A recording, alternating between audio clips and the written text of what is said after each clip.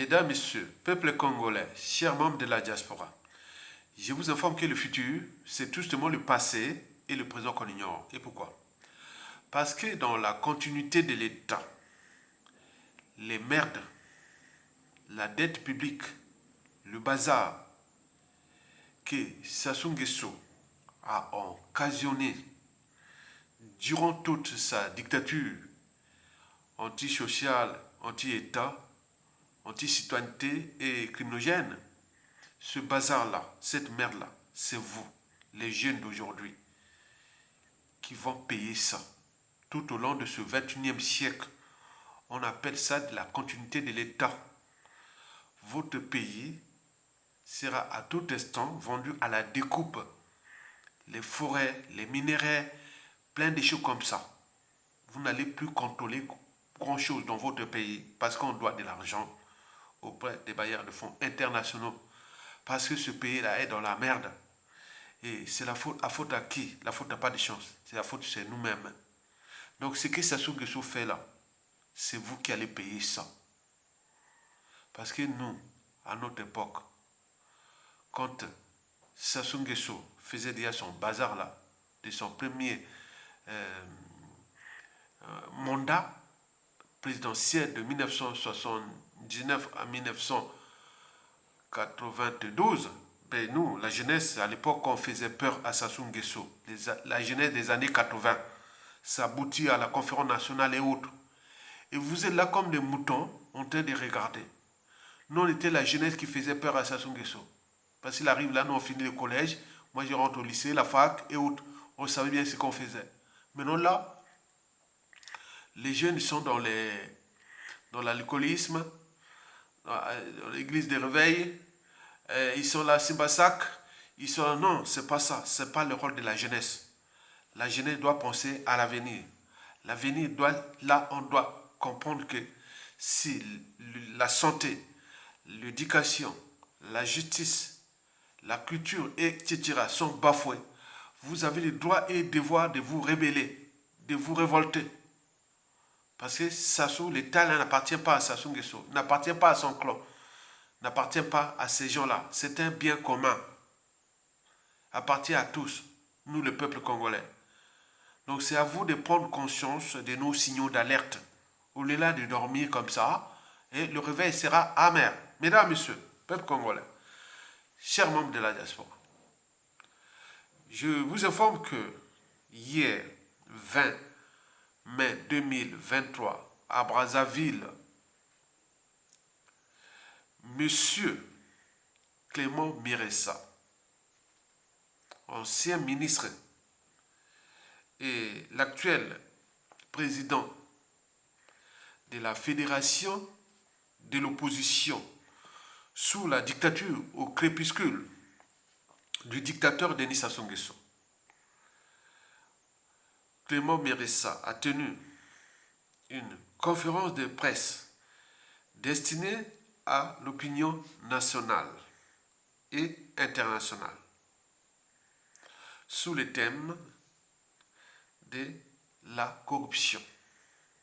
Vous savez que selon Transparency International, notre pays figure dans le top 5 des pays les plus corrompus au monde. On voit bien ce que ça donne ou ça produit comme effet au niveau de l'État. Tout est par terre, tout tombe en ruine. Par exemple, l'éducation, la santé, les infrastructures de merde là, de Jean-Jacques Bouyala, les routes biodégradables. Bref, notre pays est passé d'un pays du tiers-monde à un pays du quart-monde. C'est révoltant. Au regard des richesses dont nous disposons, au regard de la population, nombre de la population, un pays qui fait la superficie de la Côte d'Ivoire ou de l'Allemagne ou du Japon, c'est ça. Nous faisons la superficie de l'Allemagne ou de la Côte d'Ivoire ou du Japon. Mais Côte d'Ivoire, combien? Moins de 20 millions d'habitants. L'Allemagne, combien? Au moins 80 millions d'habitants. Mais le Japon, combien? Au moins 125 millions d'habitants. Nous sommes que 5 pour 5 millions d'habitants. Avec les ressources insolentes. Et nous sommes passés au quart-monde. Bon, là, on s'est dit que bon, ben, la corruption, là, a tout détruit. Du tissu administratif, du tissu économique. Bref, l'État congolais. Nous sommes répartis 40-50 ans en arrière. Et aujourd'hui, au Congo, avoir 40 ou 50 ans, c'est un exploit. L'hécatombe de la condition humaine. Mesdames, Messieurs, peuple congolais, question. Le ministre Clément Miressa a-t-il ridiculisé, humilié, essuyé le dictateur Denis Sassou Nguesso? Et pourquoi? C'est ce que révèle l'opinion nationale et surtout les résistants, opposants et dissidents dans la diaspora. Et comme au pays, l'information est là. Le ministre, l'ancien ministre de l'économie, pendant la transition politique de 1991 à 92, je ne sais pas s'il était aussi rentré dans le gouvernement du président Pascal Lissouba. Je ne sais pas, il faut observer. Bon, donc, j'ai un petit tour de mémoire de cette période-là, parce que c'est cette période que j'arrivais aussi en France. Et donc, voilà. Donc, le ministre a clarifié le débat sur la corruption, qui est presque devenue chronique, endémique. Donc, cette conférence-là a été suivie par beaucoup des opposants, résistants, dissidents, intellectuels congolais à la dictature de Denis Sassou Nguesso. Vous savez que Sassou a tout laminé de l'opposition congolaise, parce qu'après avoir assassiné sélectivement différents opposants, puis emprisonné, forcé à l'exil, il règne en maître là-bas, en ce moment. Mais ce n'est qu'une bombe à retardement, ce qu'il ne sait pas. Parce que le peuple a toujours les derniers mots et les derniers jugements. Et méfiez-vous des eaux dormantes. Les eaux dormantes sont pleines de francs-tireurs. Donc ça se joue là avec le feu. Ce clan-là joue avec le feu. Une énergie potentielle est là, en dormance. Dès que ça explose, en énergie cinétique, vous ne le savez pas, là où ça déborde. Donc je suis quelque part là en train de dissiper cette énergie pour la canaliser dans les centres de l'intérêt général. Et voilà. Mesdames, Messieurs, peuple congolais, chers membres de la diaspora, cependant, d'un point de vue à la fois citoyen, politique et intellectuel, le débat mérite beaucoup d'éclairage au niveau du droit et de la morale. Alors, M. Clément Miressa a-t-il ridiculisé, humilié ou souillé le dictateur? Dans 99% des cas, ma réponse est non. Et pourquoi? Parce que je vous le répète, que cette conférence de presse a soulevé 3 débats. Le débat politique, le débat moral et le débat juridique. Donc, la problématique de cette conférence était à la fois politique, morale et juridique, c'est-à-dire du droit. Mesdames, Messieurs, peuple congolais, explication. D'abord, la problématique politique. En effet, quelle que soit la nature du régime en place à Brazzaville, et quand au sommet par le dictateur Sassou Nguesso, bon, on connaît bien ces méthodes liberticides, antidémocratiques, antisociales et criminogènes. Bon, on peut tout à fait admettre que, d'un côté, le tyran a joué le double jeu de la démocrature. Condensation, pseudo-démocratie plus dictature. Vous le savez que bon, ben, peut-être qu'il a reçu des pressions déjà de ces bailleurs de fonds internationaux, dont le FMI et autres, puisqu'on va lui donner l'argent là. Comme l'a fait cette conférence-là, que voilà, il lutte contre la corruption, voilà, il y a des conférences de presse, il y a des choses, peut-être que c'est ça aussi, pour lui donner encore l'argent du FMI. Comme si un pays s'est développé avec les FMI. Historiquement, non. Bon, peut-être que Sassou Nguesso aussi a subi les pressions de ces donneurs d'ordre Force Afrique.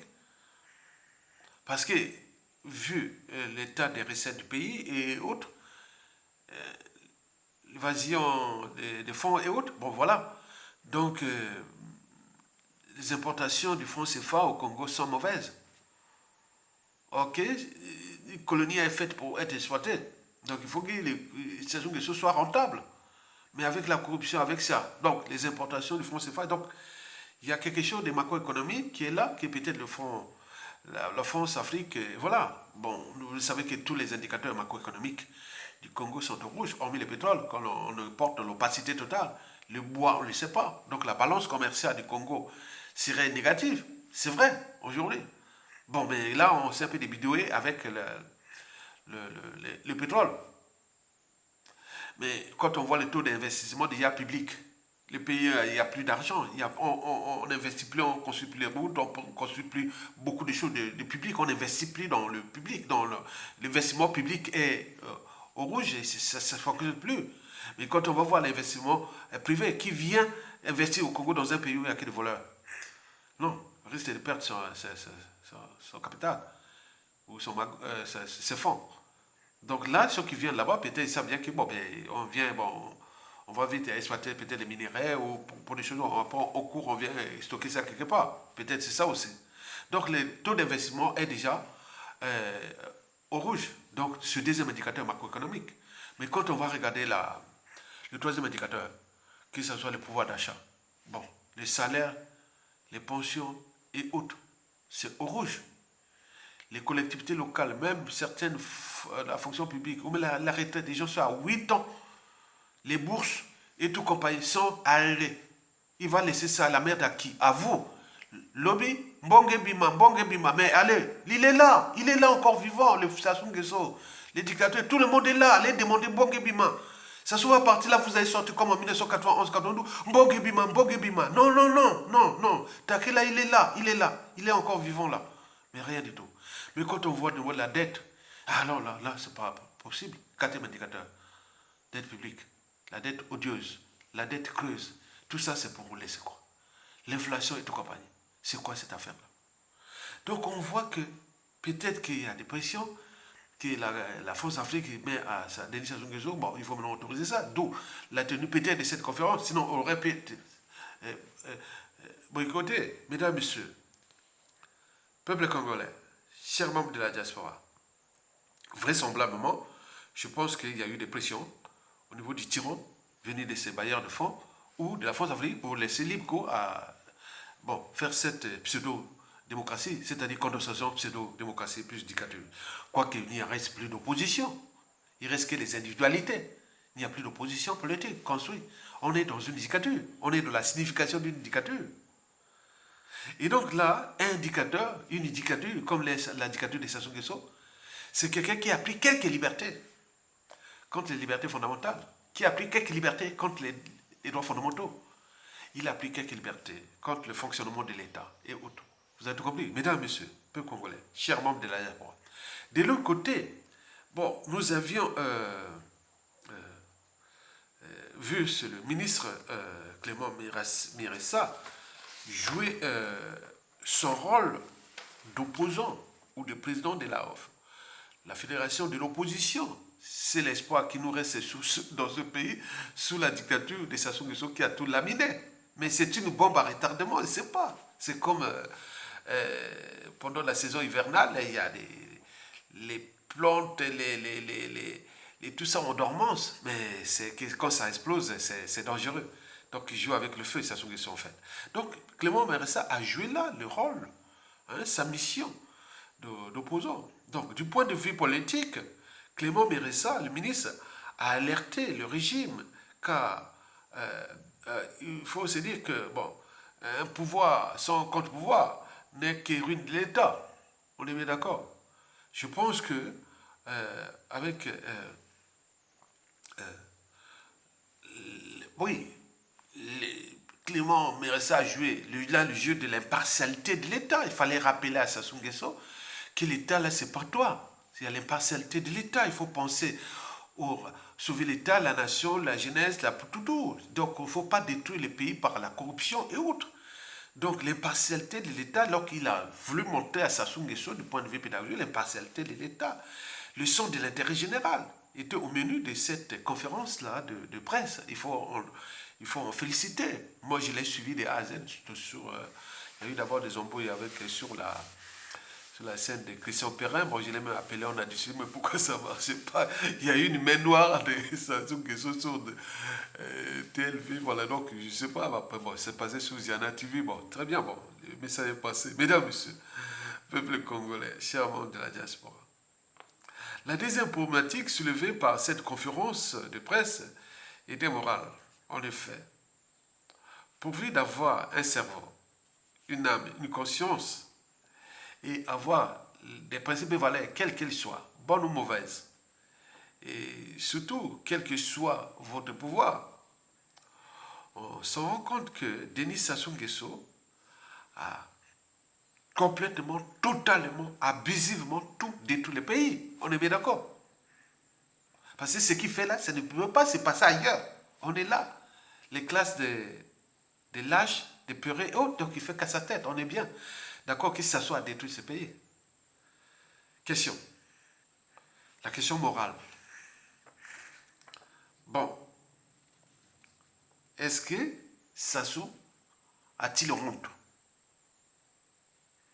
Ma connaissance, non. Parce que c'est quelqu'un, vérité ou mensonge, c'est pareil. Sassou Nguesso s'est-il senti indigne suite à cette conférence? Ma réponse est non. Parce que Sassou Nguesso est né avant l'indignité. Alors, Sassou Nguesso, alors, pour nous, pour vous, peuple congolais, ou pour lui, quelle signification donner au déshonneur et à la haute trahison? Est-ce qu'il connaît les déshonneurs? Est-ce qu'il connaît la haute trahison? Des choses comme ça qu'on dit, bon ben ça c'est pas comme ça, tel ministre, tel pouvoir, tel ceci démissionne et autres. Est-ce qu'ils connaissent l'indignité, le déshonneur et la haute trahison? Non, ils ne connaissent pas. Ils ne connaissent pas. Sassou ne connaît pas ça. Bon, donc, il est bien positionné, on le sait très bien. Son positionnement, c'est tout ce que vous voilà, les chiens aboient, la caravane passe. Nous sommes là comme les mouches, les gens qui font du bruit, ils le font comme ça. On est d'accord?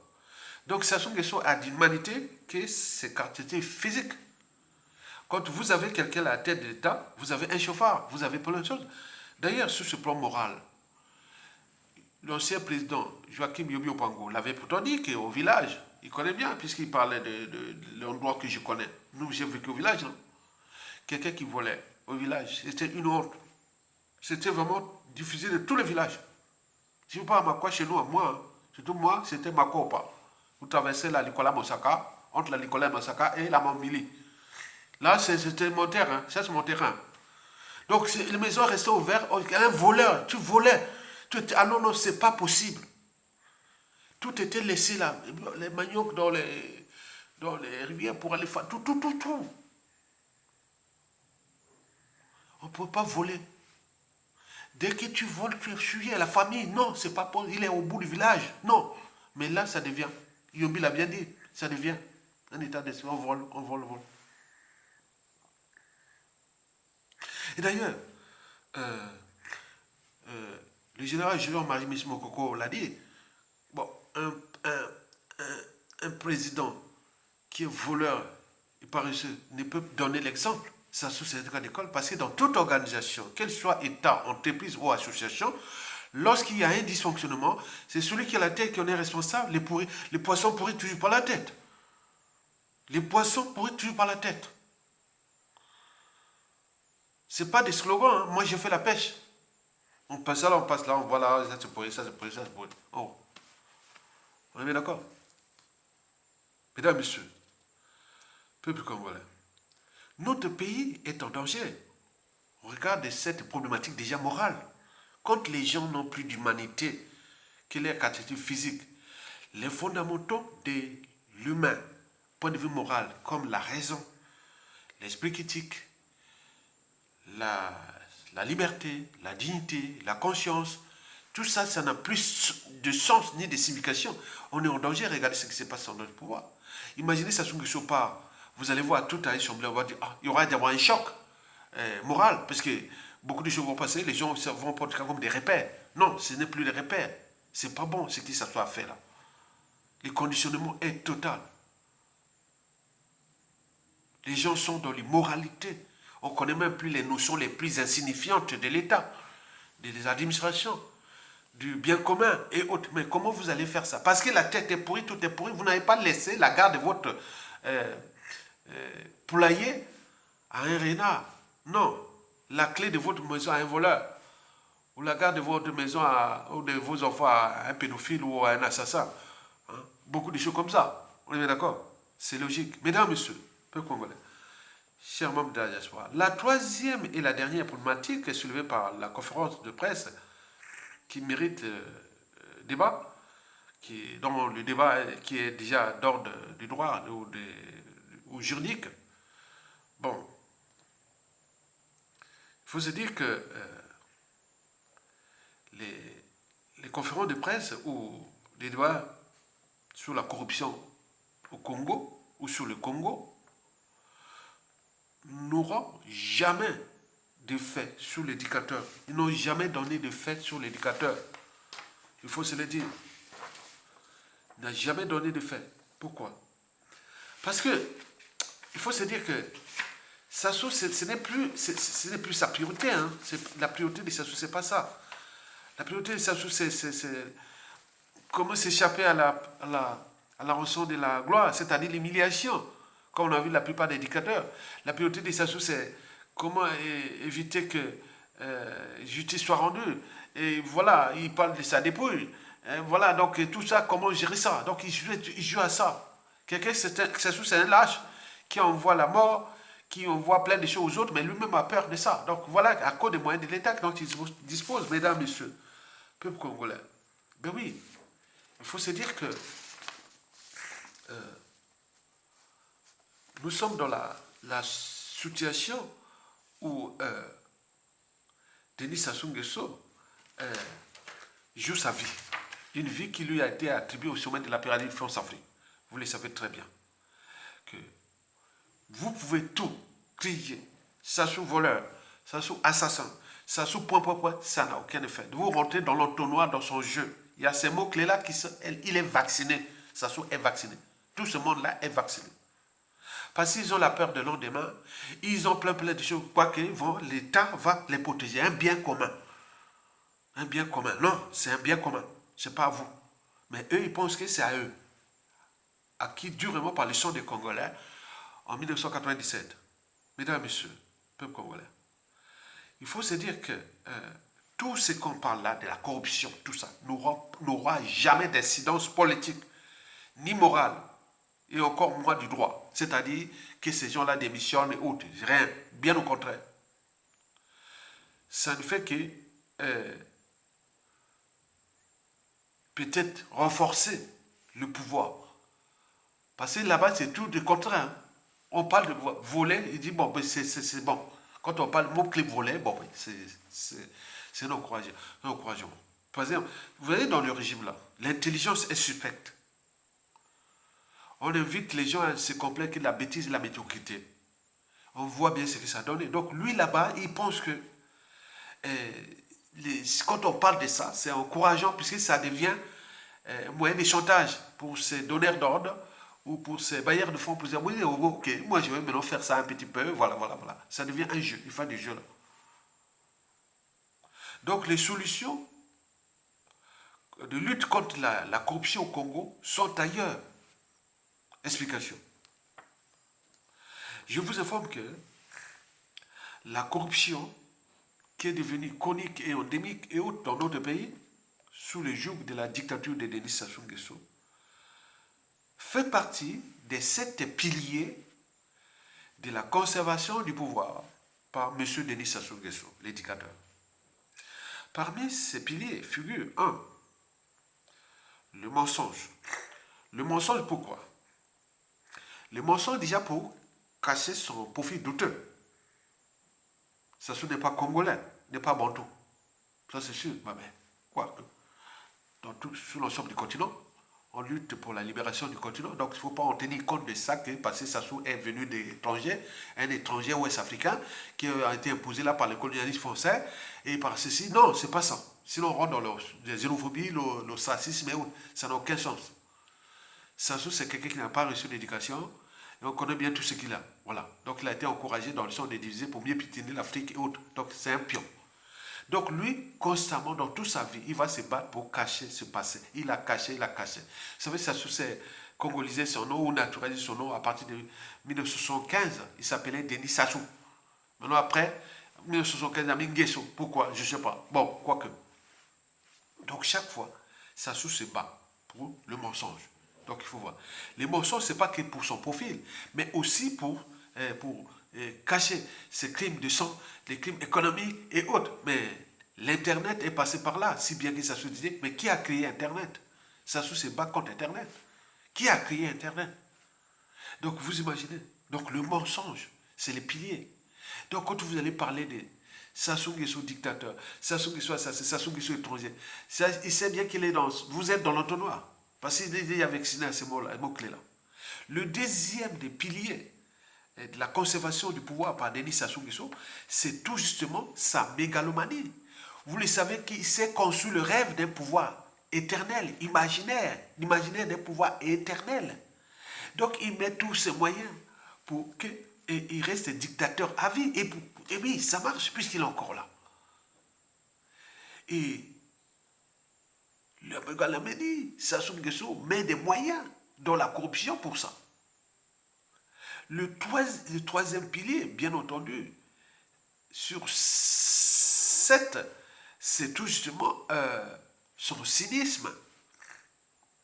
Le cynisme est cynisme pourquoi? C'est pour se venger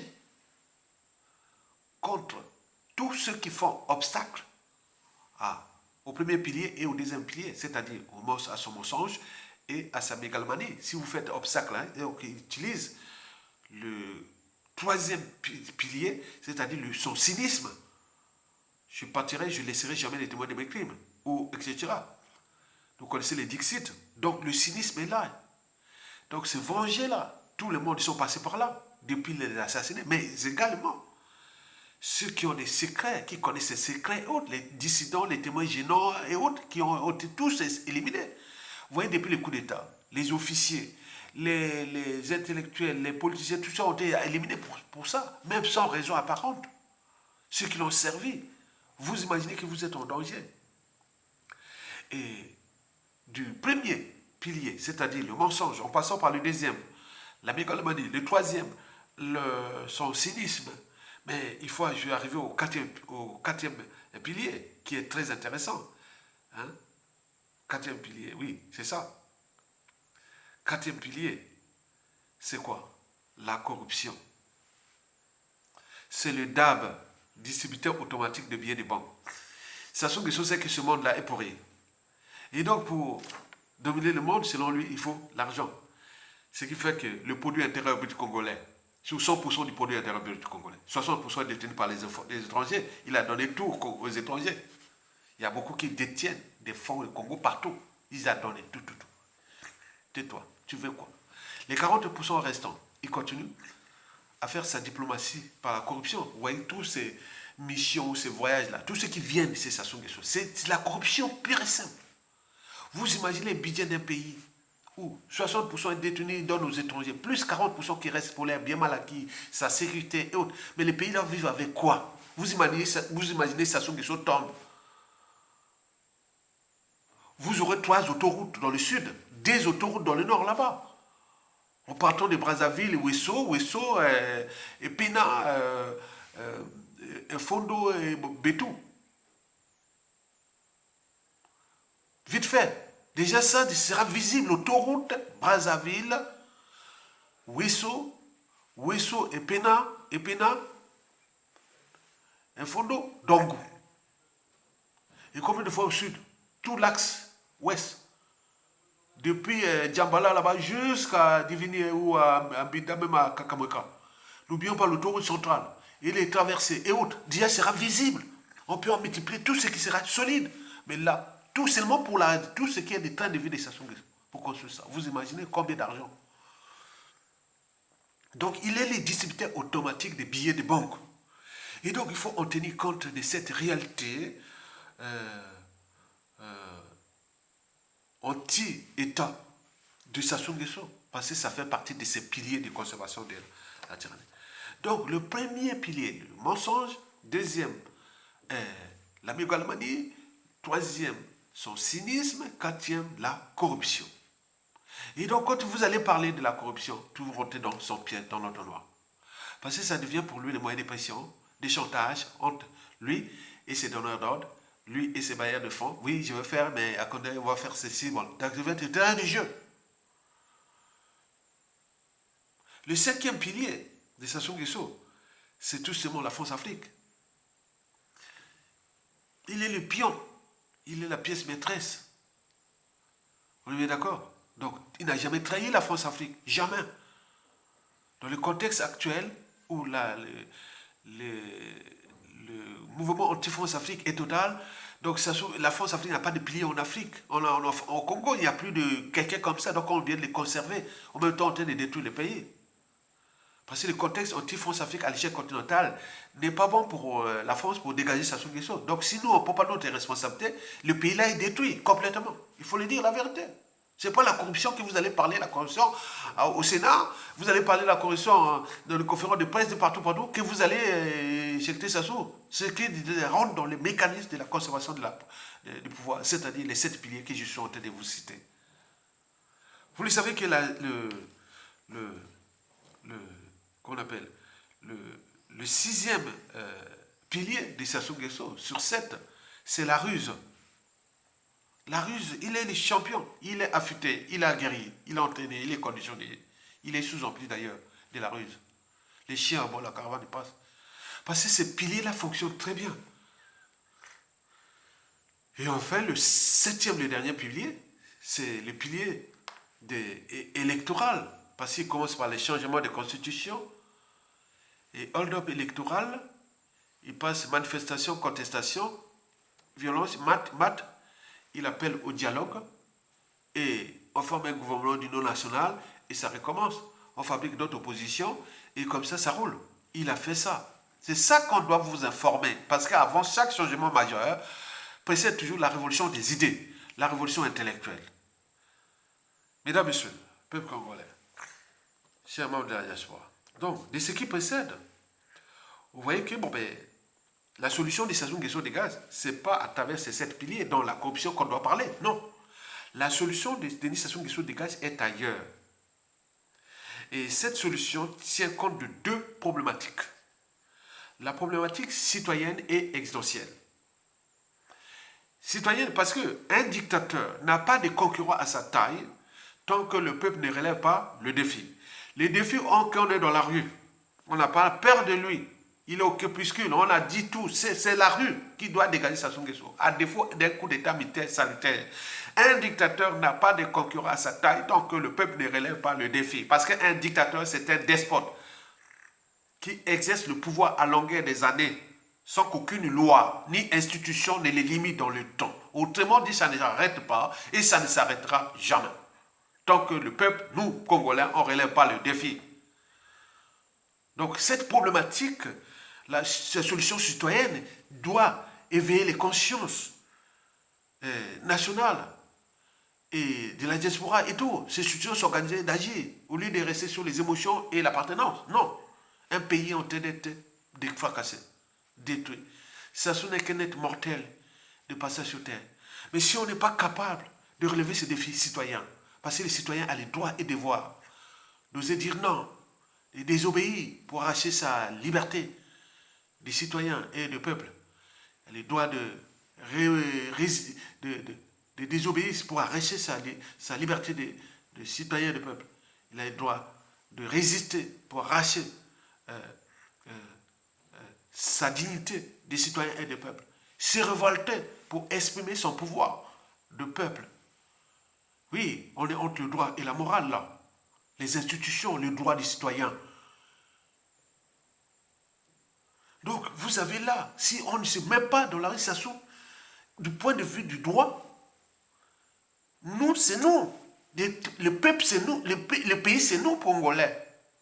Où tout le monde est mêlé. Il y a des intellectuels, il y a des militaires, il y a des politiciens, tout le monde est dans la même boule. On va ensemble jusqu'à les dégager, on mobilise la masse.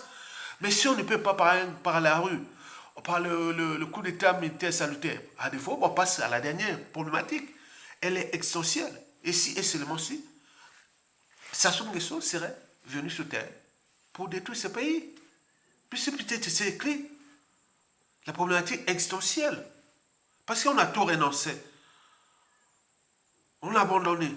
Et jusque-là, Sassou, c'est comme un criminel, comme disait un expert psychanalytique, criminologue américain, qui disait qu'il est grand tueur en série.